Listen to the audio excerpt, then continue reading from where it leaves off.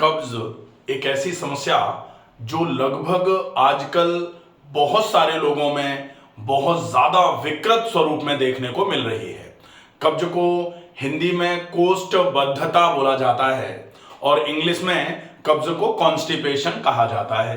Constipation is mother of all diseases. कब्ज सब रोगों की जननी है और कोष्ठ में यदि रुकावट हुई मल की तो इसकी वजह से पूरा का पूरा आपका जीवन खराब हो जाता है। ये कहावतें सामान्य तौर पर आप सबने सुन रखी होंगी। हम देखेंगे कि कब्ज का होने का कारण क्या है और कब्ज यदि हो गई है तो उस कब्ज को जड़ से कैसे खत्म किया जा सकता है। कब्ज जिनको हो जाती है उनका पेट भरा रहता है। पेट अगर साफ नहीं होता है तो एक कहावत कही जाती है कि आंत भारी तो माथ भारी। अगर आंतें भारी रहती हैं तो माथा हमेशा भारी रहता है, मन बिल्कुल खराब बना रहता है, चिड़चिड़ापन आ जाता है स्वभाव में। और अगर पेट साफ नहीं होगा तो आलस्य का भाव बना रहता है। शरीर की काम करने की क्षमताएं धीरे धीरे करके कम होना चालू हो जाती हैं। वीडियो को अंत तक देखें ताकि हम कब्ज को परमानेंट कैसे ठीक कर सकते हैं। कब्ज के ठीक करने में दो चीजें आपको पहले देखनी होंगी कि अगर किसी को कब्ज हुई है तो कब्ज का मतलब क्या होता है। मल आंतों में रुक गया है। ठीक है। अब ये जो रुका हुआ मल है या मल आंतों में भरा हुआ है, आंतों में भरा हुआ है, तो इस रुके हुए इस भरे हुए मल को आपको निकालना है। ये कब्ज का मतलब यही होता है कि मल आंतों में भरा हुआ है।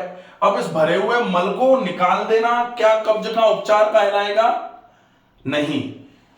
मल जो भरा हुआ है इसको निकाल देना तो आप किसी भी दवाई के उपयोग से, एनिमा के उपयोग से, आजकल कोलोन हाइड्रोथेरेपी होती है उसके उपयोग से आप इस मल को तो निकाल सकते हैं, लेकिन मल के जमा होने की प्रोसेस जो है उसको इससे खत्म नहीं कर सकते आप।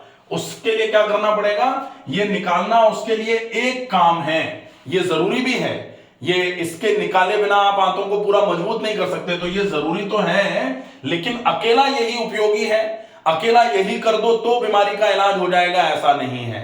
इसके साथ में आपको क्या करना पड़ेगा? आंतों की ताकत को बढ़ाना पड़ेगा। आंतों की ताकत बढ़ानी पड़ेगी। आंतों की ताकत आप बढ़ाओगे तो आगे चल के ये मल आपका पहले तो निकाल दिया, अब आंतों की ताकत बढ़ा दी ताकि अब दोबारा आंतों में मल अगर आएगा, अगर क्या हमेशा ही आएगा, वो तो जो आप खाएंगे पचेगा, शरीर में लगेंगे पाचक रस, पाचक तत्व, पोषक तत्व, उसके बाद बचा हुआ जो है आंतों में निष्कासन के लिए जाएगा ही, बड़ी आंत में निष्कासन के लिए। तो वो जो है अगर आंतों की ताकत मजबूत रहेगी तो जो जब आंतों में आएगा तो आंतें उसको निकाल करके बाहर फेंकने की क्षमता जनरेट कर लेंगी, उससे मल आपका पूरा बाहर आता रहेगा। तो आंतें पूरे तरीके से मजबूत रहेंगी तो ही अपने आप को साफ रख पाएंगी। तो ये तो बेसिक चीज हो जाती है। अब हम देखेंगे कि इस कब्ज का इलाज कैसे किया जा सकता है। कब्ज के इलाज के लिए सबसे पहले अगर हम कब्ज का इलाज देखें तो इलाज के लिए क्या क्या करना पड़ेगा? सबसे पहला काम जो है वो तो होता है दवाई से इलाज, कि कब्ज के लिए कौन सी दवाई का उपयोग कर सकते हैं आप। दूसरा होता है कब्ज के लिए नुस्खे क्या क्या हैं, कौन से नुस्खे उपयोग में आप ले सकते हैं कब्ज के लिए, जो आपके भरे हुए मल को आंतों में से निकालने का काम करेंगे। तीसरा इलाज होता है वो होता है कब्ज के लिए आहार चिकित्सा क्या होगी। कब्ज जब हो जाए तो आपको आहार में क्या क्या लेना होगा। और चौथा होगा कि कब्ज के लिए आपने आहार अच्छा ले लिया, आंतों में भरे हुए मल को निकालने के लिए दवाइयों का उपयोग कर लिया, कुछ नुस्खे का उपयोग कर लिया, लेकिन अब आंतों की ताकत को बढ़ाना है तो आहार चिकित्सा के साथ में कुछ व्यायाम भी रहेंगे। इनको कुछ व्यायाम या फिर कुछ आसन कह सकते हैं जो आंतों की ताकत को बढ़ाने का काम करेंगे, प्लस साथ में प्राणायाम कह सकते हैं जो आंतों की चाल जो है बढ़ाने के लिए, खून की चाल आंतों पर बढ़ाने का काम करेंगे ये प्राणायाम। इसके बाद कुछ जीवनचर्या में, कुछ दिनचर्या में परिवर्तन, तो दिनचर्या या फिर रात्रिचर्या में भी कुछ परिवर्तन आपको करने की आवश्यकता होगी, जिसको लाइफस्टाइल चेंजेस बोला जाएगा। अगर आप इन सारी चीजों पर अच्छा फॉलोअप कर लेंगे तो डेफिनेटली कब्ज की समस्या से पूरे तरीके से निजात आपको मिलेगी। पहले नंबर पर हम देखेंगे कि कब्ज के लिए दवाइयों में कौन सी दवाइयों का सामान्य तौर पर उपयोग किया जा सकता है। तो मेरे पास कई फोन रोज आते हैं कि कब्ज के लिए डर्कोलेक्स गोली लेते हैं हम, उससे पेट थोड़ा सा साफ होता है, या फिर हम पिकलिन करके सिरप आती है, या फिर लैक्टुलोज सॉल्यूशंस आते हैं, या फिर जो क्रेमाफिन है सिंपल वाली, या फिर क्रेमाफिन प्लस, ये जो चीजें हैं इनका उपयोग किया जा रहा है। तो जब भी दवाई का उपयोग करें तो ये विशेष ध्यान रखें कि आप किसी न किसी अपने हेल्थ केयर प्रोवाइडर से बात करके ही दवाई लें। उसकी डोज कितनी लेनी है, कब तक आपको कंटिन्यू करना है, ये जो है ये आपको ध्यान में रखना बहुत जरूरी है। ठीक है, तो ये दवाइयों का हो जाता है। दवाइयों के साथ आप नुस्खे जो हैं कि आप कौन सी ऐसी चीजें जिनको हम बेसिकली नुस्खा तो कहते हैं, लेकिन ये आयुर्वेद में बढ़िया अच्छा काम करने वाली चीजें हैं, इनका उपयोग अगर हम करते हैं तो निश्चित ही आंतों में भरा हुआ मल निकलेगा भी, और धीरे धीरे करके आंतों की ताकत बढ़ाने का काम भी ये कुछ नुस्खे जो हैं, कुछ आयुर्वेदिक प्रिपरेशंस जो हैं वो आपके लिए उपयोगी रहेंगे। इसमें सबसे पहला क्या होगा, मेरे हिसाब से सबसे पहले नंबर पर मैं तो हमेशा त्रिफला को रखता हूं, क्योंकि त्रिफला जो है 3 फलों का मिश्रण जो है ये त्रिदोष सामक भी है। त्रिदोष सामक का मतलब होता है कि तीनों दोषों में समन करने का काम भी ये करेगा। और साथ में त्रिफला में जो हरड़ है वो कब्ज निवारक, बहुत अच्छी कब्ज निवारक मानी जाती है।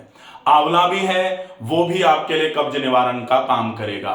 बहेड़ा भी डेफिनेटली आंतों की सफाई करने में आपकी हेल्प करता है। तो इसके तो तीनों ही इंग्रेडिएंट आपके पेट की धुलाई सफाई के लिए आवश्यक हैं, प्लस तीनों को एक साथ मिलाकर के अगर लेंगे तो निश्चित ही पेट की सफाई के लिए, आंतों में भरे हुए मल को निकालने के लिए तो ये प्रोसेस सबसे ज्यादा उपयोग में लिया जा सकता है। त्रिफला पहला नंबर। त्रिफला का उपयोग कब्ज निवारण के लिए अगर करना है आपको तो ये जरूर ध्यान रखा जाए कि आप सवेरे सवेरे त्रिफला का उपयोग करो। रात को त्रिफला 1 चम्मच 1 गिलास कांच के गिलास में घोल करके पानी के साथ रख दीजिए। सवेरे सवेरे आप अच्छे तरीके से उसको चला करके वो पूरा पानी पी लीजिए, बहुत उपयोगी रहेगा कब्ज निवारण में। दूसरे नंबर पर कब्ज निवारण के लिए जो बहुत अच्छा उपयोग है वो है अमलतास। तो त्रिफला बाय डॉक्टर उमाकांत शर्मा, पूरा वीडियो है, आप डिटेल में समझ लीजिए त्रिफला कब्ज के लिए कैसे काम में आता है। और बाकी त्रिफला जो है त्रिदोष सामक जो बोला जाता है, तीनों दोषों को सम करने का काम करता है, वो क्यों करेगा। अब है अमलतास। तो अमलतास भी बिल्कुल वैसा ही काम करेगा जैसा त्रिफला काम करता है।